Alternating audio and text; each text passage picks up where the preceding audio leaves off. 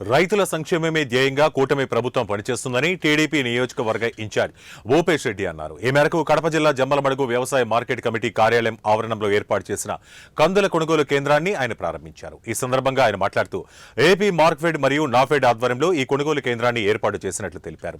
క్వింటా 7,550 రూపాయలకు రైతుల నుంచి కొనుగోలు చేస్తామన్నారు. ప్రస్తుతం కందులు బహిరంగ మార్కెట్లో 6,700 రూపాయల ధర ఉందన్నారు.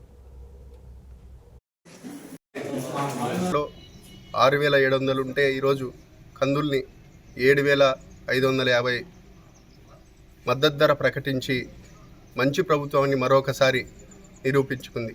కాబట్టి ఈరోజు నరేంద్ర మోడీ గారి ప్రభంజనం, చంద్రబాబు నాయుడు గారి ఆలోచనలు ఏ విధంగా ముందుకు పోతున్నాయి, డిప్యూటీ సీఎం పవన్ కళ్యాణ్ గారు కూడా ఏ విధంగా గ్రామీణ ఉపాధి పనులను అట్లనే గోకులం షెడ్లను ఏ విధంగా ఆంధ్రప్రదేశ్ వ్యాప్తంగా ఒక చరిత్ర సృష్టించే విధంగా గోకులం షెడ్లను కూడా నిర్మించడం జరిగింది.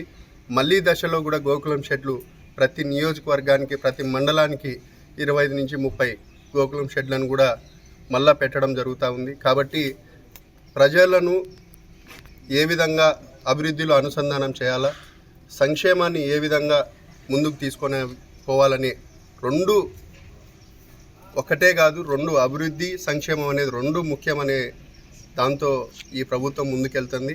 కాబట్టి మంచి ప్రభుత్వాన్ని మరొకసారి నిరూపించుకుంటుంది. ఇక్కడున్న ప్రతిపక్ష నాయకులు